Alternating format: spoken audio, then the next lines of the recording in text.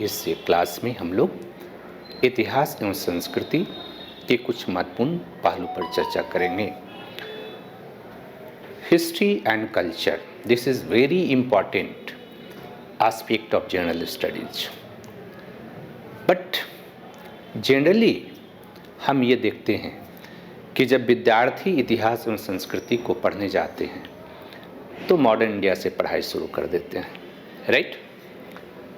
देखो, इतिहास एवं संस्कृति का अध्ययन हम कुछ इम्पॉर्टेंट एस्पेक्ट के साथ करते हैं, कुछ इम्पॉर्टेंट अप्रोचेज हमको फॉलो करना पड़ता है, और जिसमें फर्स्ट अप्रोच है continuity and changing, right? Means कि हम इतिहास एवं संस्कृति का अध्ययन हम मनुष्य के सांस्कृतिक विकास की प्रक्रिया के रूप में करने का प्रयास जब करेंगे तो हमें समझ में आएगा कि हमारे जो एंसेस्टर हैं उन्होंने किस तरह के ऐतिहासिक प्रोसेस में कब से शुरू किया और यहाँ तक वो पहुँचे, राइट?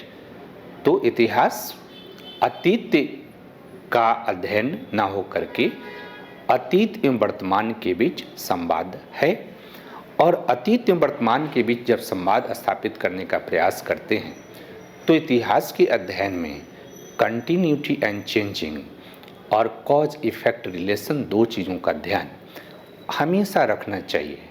और इसलिए मैं बार बार कहता हूँ कि इतिहास एवं संस्कृति का जब आप अध्ययन करना चाहते हैं तो सबसे पहले प्राचीन भारत के इतिहास को आप समझने का प्रयास करें, तब मध्यकालीन भारत के इतिहास को समझें और तब आधुनिक भारत के इतिहास को समझें। तो इतिहास एवं संस्कृति के बारे में एक बेहतर आपके पास कॉन्सेप्ट डेवलप कर जाएगा।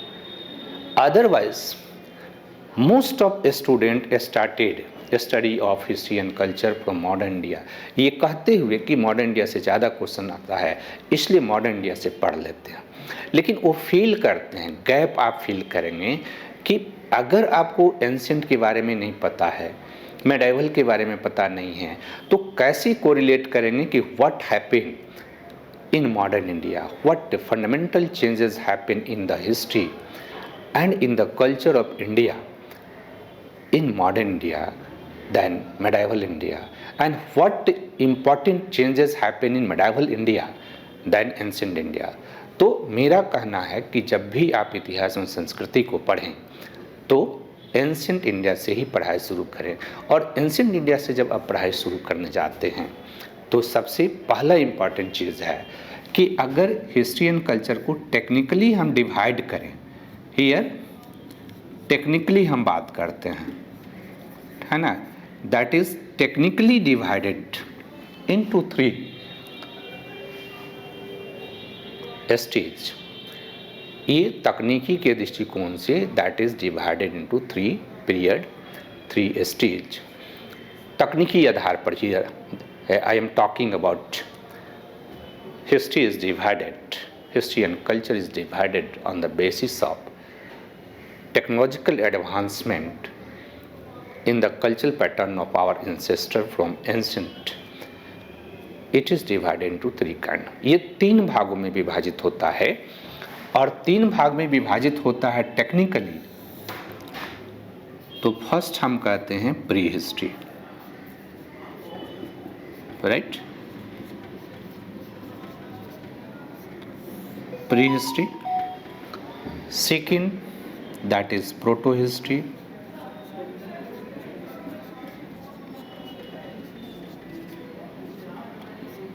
and third that is historical period, right? historical period है ना। प्राक इतिहास प्री हिस्ट्री को बोलते हैं, आदि इतिहास प्रोटो हिस्ट्री को बोलते हैं, और हिस्टोरिकल पीरियड बोलते हैं ऐतिहासिक काल को। अब ध्यान ये रखना है कि जब इतिहास से पढ़ते हैं तो इतिहास का अध्ययन कंटिन्यूटी एंड चेंजिंग के पर्सपेक्टिव में करते हैं, कॉज इफेक्ट रिलेशन के आधार पर करते हैं, कंपैरेटिव मेथड का एप्लीकेशन करते हैं, और सबसे इम्पॉर्टेंट चीज़ है कि इतिहास का अध्ययन हम स्रोतों के आधार पर करते हैं। Sources is the backbone of history. ये कहा जाता है कि सोर्सेज जो है इतिहास का बैकबोन है, it is a backbone of history. So history is divided on the basis of these three period, on the basis of technological advancement or on the basis of application of sources. So first, prehistory, here we have no written record, no written record. आपको ये बात ध्यान में रखना है कि प्राक इतिहास इतिहास का वह काल है जब हमें लेखन कला का प्रमाण नहीं मिलता है, लेखन कला का विकास इस समय नहीं हुआ था। That is the period where we have no information about development of written skill. तो पहला चीज़, नो रिटन रिकॉर्ड। तो अगर रिटन रिकॉर्ड नहीं है तो how can we able to understand about prehistoric culture. हम प्री हिस्टोरिक कल्चर को कैसे समझ सकते हैं जब हमारे पास रिटन रिकॉर्ड है ही नहीं। So for the understanding of prehistory we totally depend on archaeological sources. Here archaeological sources, पहला चीज़ ध्यान में ये रखना है कि we depend on archaeological sources. प्राक इतिहास के अध्ययन के लिए हमको पुरातात्विक स्रोत पर निर्भर करना पड़ता है और उसी से हम प्राक इतिहास का अध्ययन कर पाते हैं। Second important thing is that for protohistory here we have written record, right. यहाँ हमारे पास रिटन रिकॉर्ड है, right, but we can't decipher it still today. इसका मतलब है कि रिटन रिकॉर्ड तो है लेकिन अभी तक हम इसको पढ़ नहीं पाए, अभी भी नहीं पढ़ पाए, राइट। ये बड़ी इंटरेस्टिंग चीज़ है जो कि आगे हम लोग बात करेंगे। यहाँ केवल आप ये समझिए कि we are not able to decipher it, हम इसे पढ़ने में सक्षम नहीं हैं, राइट। और if we talk about the our important topic related to that period, that was Indus civilisation. Indus civilisation को हम इसके अंतर्गत रखते हैं एंड आप सभी लोग जानते हैं कि इंडस सिविलाइजेशन में राइटिंग का प्रमाण मिला है, रिटन रिकॉर्ड मिले हैं। अब सवाल ये है कि हम उसको पढ़ क्यों नहीं पा रहे हैं, राइट। तो एक चीज़ ध्यान में रखना है कि यहाँ जो रिटन रिकॉर्ड है ये पिक्टोग्राफ में है।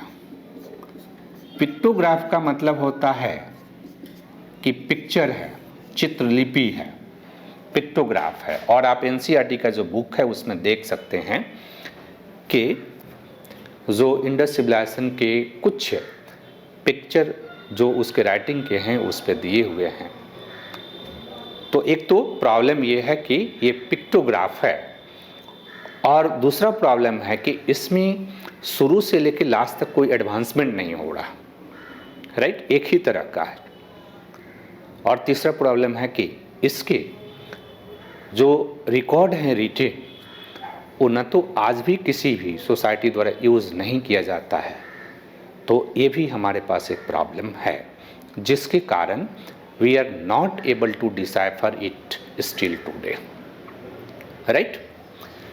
सो still we depend on archaeological sources.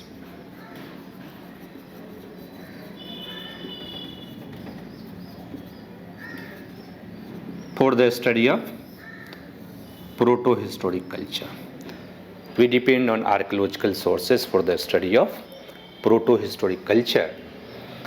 And historical period, we have written record. Here written record है, यानी लेखन कला का प्रमाण है, और वी डिसाइफर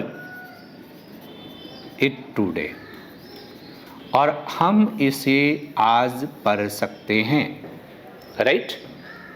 यानी कि हमारे पास लेखन कला का प्रमाण है, और लेखन कला के प्रमाण होने के बाद हम इस प्रमाण का अध्ययन कर सकते हैं, राइट। तो इसका अध्ययन हम क्यों कर पाते हैं? तो एक चीज़ ध्यान में रखना है कि first written record from Indian history we find from Maurya period, right. हम मौर्य पीरियड में पहली बार ऐसे रिटन रिकॉर्ड पा रहे हैं जिसको हम पढ़ सकते हैं। हालांकि रिटन रिकॉर्ड पहले भी मिला है, लेकिन मौर्य पीरियड में जो रिटन रिकॉर्ड मिला है उसको हम पढ़ सकते हैं। Why we are able to decipher it today, right. तो देखो, मौर्य पीरियड में जो अशोकन स्क्रिप्ट है, तो अशोकन स्क्रिप्ट में 4 तरह के स्क्रिप्ट का यूज़ किया गया है। पहला चीज़ ध्यान में रखिएगा, ब्रह्मी, खरोष्टी, अरमाइक और ग्रीक, मतलब 4 तरह के लिपि का प्रयोग किया गया है। पहला चीज़, भाषा उसकी प्राकृत है। तो जो अशोकन स्क्रिप्ट है उसमें एक तो मल्टीपल टाइप का स्क्रिप्ट है, तो अगर किसी स्क्रिप्ट को पढ़ा जा सकता है तो उसके आधार पर भी इसे पढ़ने में बड़ी सहूलियत मिल सकती थी, क्योंकि जो यूनानी लिपि है, ग्रीक लिपि था, उसको पढ़ा जा सका था। इस अशोकन लिपि में 4 जो लिपि है, आगे भी हम लोग बात करेंगे, तो उसमें ब्रह्मी, बाएं से दाएं की ओर ब्रह्मी लिखी जाती थी, और आपका ग्रीक भी बाएं से दाएं की ओर लिखी जाती थी, और खरोष्ठी और अरमाइक दोनों जो है दाएं से बाएं की ओर लिखी जाती थी। तो एक तो यहाँ पर ये है। दूसरा इम्पॉर्टेंट चीज़ इसके पढ़ने का कारण है कि अशोकन अभिलेख में आप देखोगे तो क ऐसे लिखा हुआ है, दिस इज द क, अशोकन ब्रह्मी लिपि में। लेकिन अगर आप पोस्ट मौर्य, गुप्ता और पोस्ट गुप्ता जाएंगे तो एक क ऐसे हो जा रहा, यानी कि we got continuity about the development of Brahmi lipi from Ashokan lipi to Gupta and post Gupta period, right. तो एक तो ये आधार था, और दूसरा उसमें क्या आधार हमें था कि हमें मल्टीपल टाइप के स्क्रिप्ट मिले थे, जिसके आधार पर 1837 ईस्वी में जेम्स प्रिंसेप ने सबसे पहले अशोक के अभिलेख को पढ़ा। और चूंकि यहाँ लिपि है, राइट, जिसे हम पढ़ सकते हैं, और इसलिए जब हिस्टोरिकल पीरियड की बात करते हैं तो इसके लिए हमें आर्कियोलॉजिकल सोर्सेज भी है,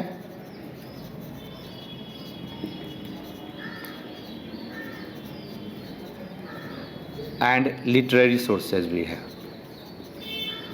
दोनों का इस्तेमाल करते हैं, क्रॉस वेरिफिकेशन करते हैं, और उसके माध्यम से हम इसका अध्ययन करते हैं।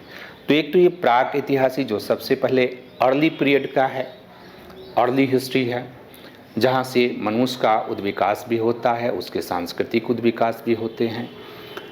और आदि इतिहास जिसको इंडस सिविलाइजेशन के अंतर्गत हम लोग पढ़ते हैं, और इंडस सिविलाइजेशन का जो टाइम पीरियड है, इंडस सिविलाइजेशन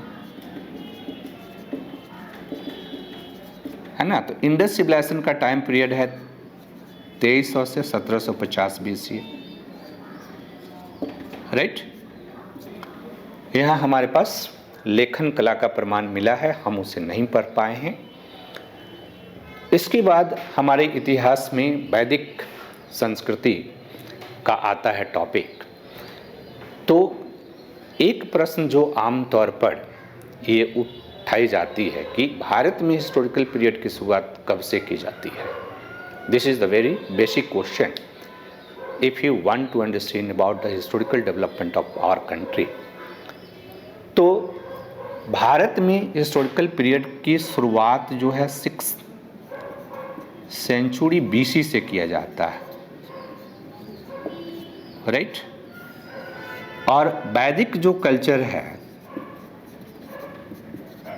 इसका टाइम पीरियड है 1500 से 600 BC तक।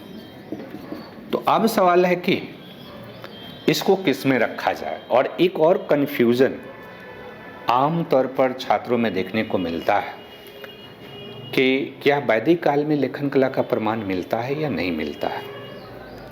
ठीक है, क्योंकि वेद तो लिखित हैं। तो कुछ लोग कंफ्यूज इसके कारण कर जाते हैं कि वैदिक काल में लेखन कला का प्रमाण था।